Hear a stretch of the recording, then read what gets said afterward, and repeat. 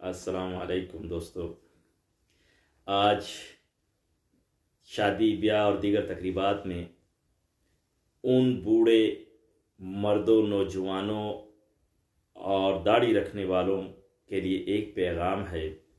اور بغیر داڑھی رکھنے والوں کے لیے بھی ایک پیغام ہے کہ جو نازیبہ حرکات تم لوگ اس شادی بیاہ میں اور دیگر تقریبات میں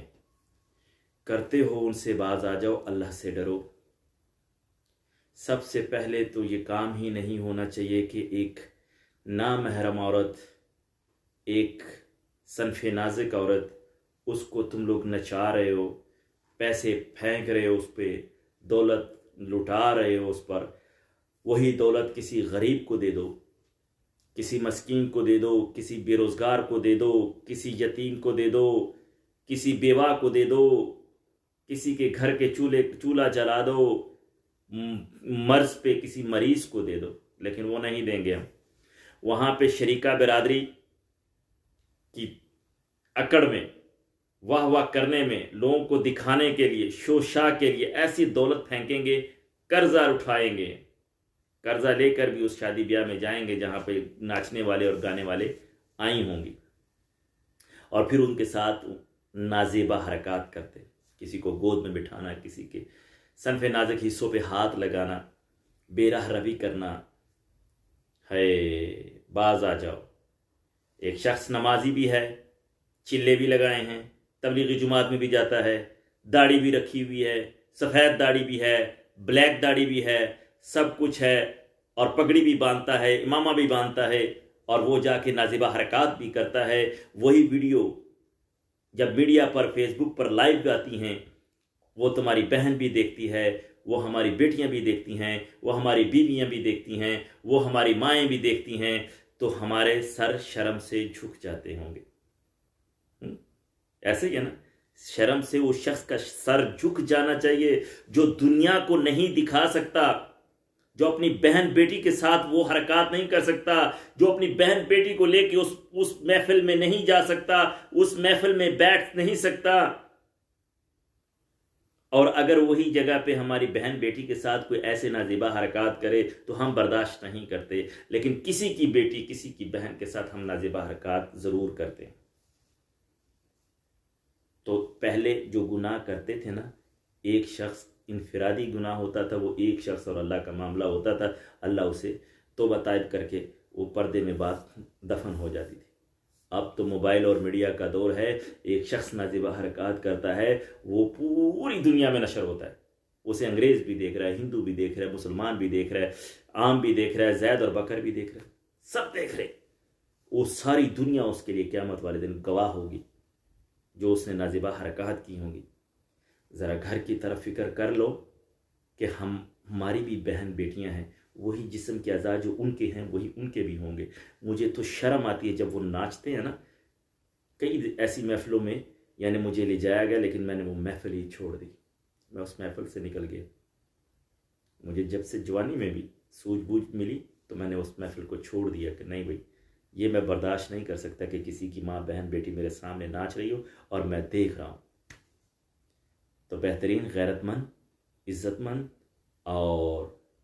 جنت کا حقدار وہی شخص ہوگا جو ان چیزوں سے پرہیز کرے گا۔ نماز بھی اسی کی قبول ہوگی، زکوٰۃ اور حج بھی اسی کے، عمرے کے بھی اسی کی قبول ہوں گے جو ان خرافات سے بھی پرہیز کرے گا۔ کیونکہ قرآن سورہ نور میں لکھا ہے، گندے مردوں کے لیے گندی عورتیں، مشرک مردوں کے لیے مشرک عورتیں، اور ان سے باز آ جاؤ۔ اور سورہ آل عمران میں لکھا ہے کہ مسلمان برائی کو روکے زبان سے، ہاتھ سے، یعنی حدیث بھی ہے۔ تو مسلمان کبھی برائی کا محور نہیں ہو سکتا،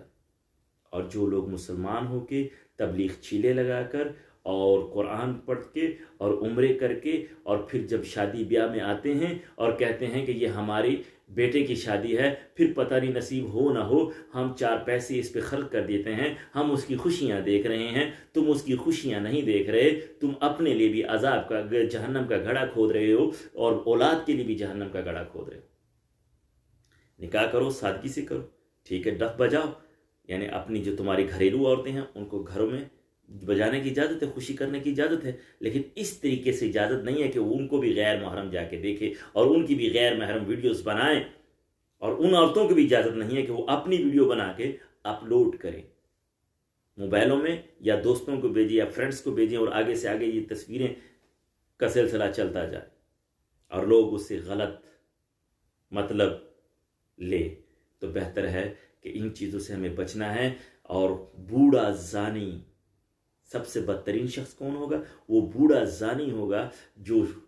بڑھاپے میں بھی اپنی موت کا خیال نہیں ہے، اور وہ ناچ رہا ہے، گا رہا ہے، کبھی ٹک ٹاک پہ ٹانگیں اٹھا رہا ہے، کبھی دھڑلے سے ادھر ادھر گا رہا ہے، اور عورتوں کے ساتھ گا رہا ہے، اور عجیب عجیب حرکات میں نے دیکھے اور دیکھتا آیا ہوں.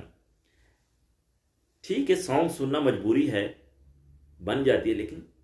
انفرادی طور پہ خود سن لو. لیکن اگر سننا بھی ہے، نہیں چھوڑنا ہے، تو لیکن دوسروں کو تو ذلیل نہ کرو، دوسروں کے ساتھ مل کے خود کو تو ذلیل نہ کرو، رسوا نہ کرو. اپنی اولادوں کے لیے کیا چھوڑ جاؤ گے؟ جب وہ ویڈیو تم مر جاؤ گے، تمہاری اولاد دیکھ رہی ہوگی کہ میرا باپ یوں ناچ رہا تھا، ایسے ٹک ٹاک پہ ایک مرغا بن کے گانڈ پیچھے کر کے ناچ رہا تھا، ٹانگیں چوڑی کر کے ناچ رہا تھا، اور عورتوں کو گود میں بٹھا رہا تھا، ہجڑوں کو گود میں بٹھا رہا تھا. جب وہ مر جائے گا تو اس کے پھر وہ تیری اولاد کیا دیکھے گی فیس بک پہ کہ میرا باپ اتنا اچھا آدمی تھا؟